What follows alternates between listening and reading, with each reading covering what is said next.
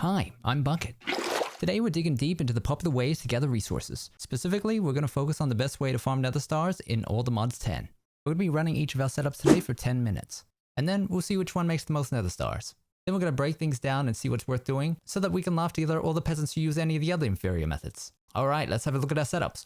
First up, hostile neural networks. So for hostile neural networks, we're going to be soul searching our blocks 6 times each. That means using every side of the block. Now in order to do this, that means we're going to have to transfer items and power wirelessly.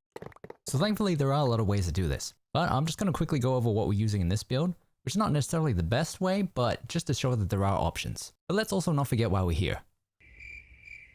Why we're here again. To figure out the best way to farm Nether Stars.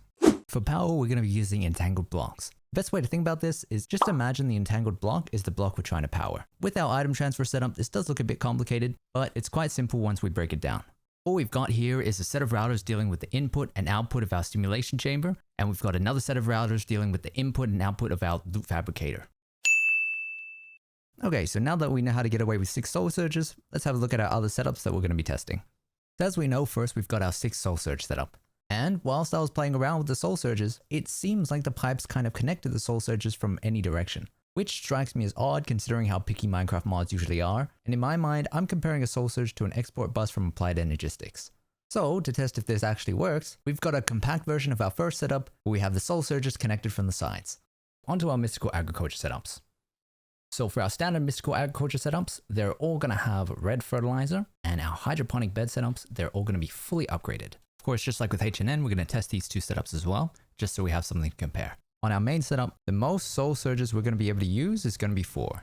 And just like with HNN, in order to do this, we're going to have to make sure that we use something like an entangled block in order to provide our power, our ether gas, our water, and to make sure that we can add our output. Then we've also got a 2x soul surge setup. Now this setup, just like with HNN, we've mainly got in case for whatever reason you don't want to use 4 soul surges, maybe you want to use pipes, but we're going to see how much difference it makes. Now we couldn't do our testing without also testing what I would consider a more standard mystical agriculture farm. Here we've got our 9x9 farm with lilies all around and another layer of lilies on the bottom. Now what's important to note is we've only got 1 layer of lilies on the bottom, and that's because in order to grow the Nether Stars, we do need a crux underneath, which means this is all the space that we'll have. Now this isn't relevant for when you have your actual farm going, but depending on where we plant this crop, will change the outcome. Because depending on where it's planted, it's going to be affected by a different number of lily pads. But just for our understanding, just know that this crop right here is only going to be affected by these lily pads, and these lily pads on the bottom. Oh my god, Direwolf will be so proud about my use of swappers just now. Next we have the growth accelerator group, which of course we had to add because this is probably the more used mystical agriculture growing method in ATM 10. So we've got our 2 setups here, both with 4 growth accelerators. So with our 2 setups, we're doing one with a crop support and one without. And while doing this, it had me wondering, can you use growth accelerators with soul surge hydroponic beds? So of course, we had to go and set that up as well. So here we've got our 4x soul surge setup on our hydroponic bed, as well as our 4x A2 growth accelerators. So while playing around with the growth accelerators, it got me wondering, can you soul surge growth accelerators? So we went ahead and set it up. So here we've got our 2 growth accelerators, and each growth accelerator is soul surged 4 times. And just to compare, we've also got the same setup with just 2 normal growth accelerators. Last but not least, we've got our WannaBees from Productive Bees. Our setups we're going to be testing are going to be 1 hive and 4 hives.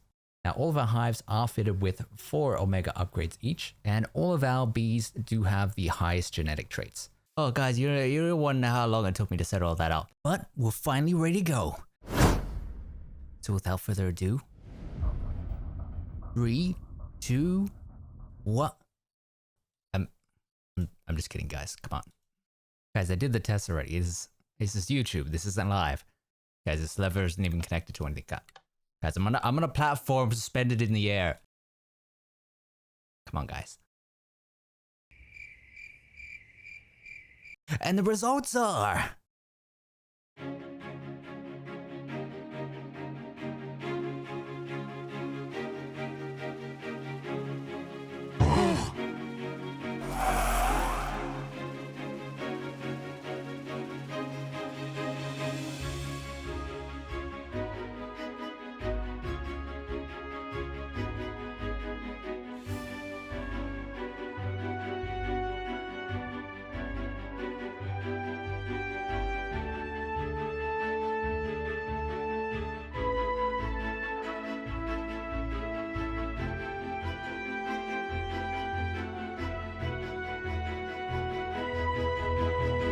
Okay, so what does all this mean? Okay, so let's answer some of these questions we were asking. First, hostile neural networks. Does it matter which way you connect your pipes to your soul surges? So in our two different setups, where one of them we had them configured differently, we can see there is no difference whatsoever. Which means you can attach your pipes to your soul surges from whatever direction you want. In terms of the increases in soul surges, just know the math checks out. More soul surges equals good. Moving on to hydroponic beds, yep, we hit big numbers. Looking at the addition of lilypads and growth accelerators, it seems like they don't really work, they don't make a difference at all. For some reason, lilypads did end up being worse in my situation, but the TLDR is don't bother with any of that, just use soul surges.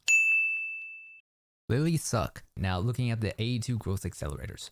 First, looking at our crop supporter groups. So it doesn't look like there's any difference at all when using a crop support versus not using a crop support. It really doesn't look like it's worth using at all. And in terms of whether or not you can soul surge growth accelerators, it doesn't look like you can, as it seems like it's the same whether you do or you don't. And finally, comparing the main outputs from each group. So if we're looking at the highest level, we can immediately see that lilypads and growth accelerators really aren't even worth talking about. They're really not worth it. The numbers don't even compare to the others. Before we look too deeply into the numbers, there are some things we need to consider. How difficult is it to set up these processes? Because when comparing these things, we have to ask ourselves, does simulation chamber plus loot fabricator equal hydroponic bed? Does hydroponic bed equal 1 hive? Does hydroponic bed equal 4 hives? What's really fair? What's a fair comparison? What we can consider though is how difficult it is to get these resources. So these resources are everything you need to get what you need from HNN, set up your soul surges, and the machines you're going to need from industrial foregoing in order to get your soul surge set up. Doesn't look too bad. In our next chest, this will get you all your hydroponic bed stuff set up, as well as the maximum upgrades, all the machines you're going to need in order to get all of those things going from industrial foregoing, as well as all the soul surge equipment. Oh wait, I forgot about the crux. What am I missing? Oh. Yeah, so I guess I kind of assumed that you probably would have already have gotten into mystical agriculture, especially if you're thinking about farming Nether Stars. But well, if not, I wonder how fast you could farm Inferium with this setup. Finally, we have our bees. Now, do note I did have to include a stack upgrade in order to fit all of this in the one chest, and this is just for the upgrades. You also have to work for the genes, you have to amber the wither, and you have to farm your bees, which you're going to have to catch 5 different bees, breed 8 of them, and put together 6 spawn eggs. And with the time it takes to do that, you might just have spent as much time as I have putting these chests together. It took a lot of time. So if you're asking me, what you got left is hostile neural networks and hydroponic beds. Which, oh my god, hostile neural networks pulls out ahead because the numbers are bigger, but wait. So if you're comparing resources, if you're at the later stages of the game, both seem pretty reasonable in my opinion. If for some reason you haven't gotten into mystical agriculture, I think it's pretty obvious what your choice is there. However, the thing that I would probably consider most is that hostile neural networks requires a simulation chamber and a loot fabricator, which is 2 blocks that you're soul searching. With that same space, you could set up 2 hydroponic setups. And if we instead compare hostile neural network with 2 hydroponic beds... Did you like what you saw here today? If you did, make sure to hit that like button. And if you want to see more content, hit that subscribe button too. Got any questions, any videos you want me to make sure to say something in the comments down below. Tell me what you like, what you didn't like.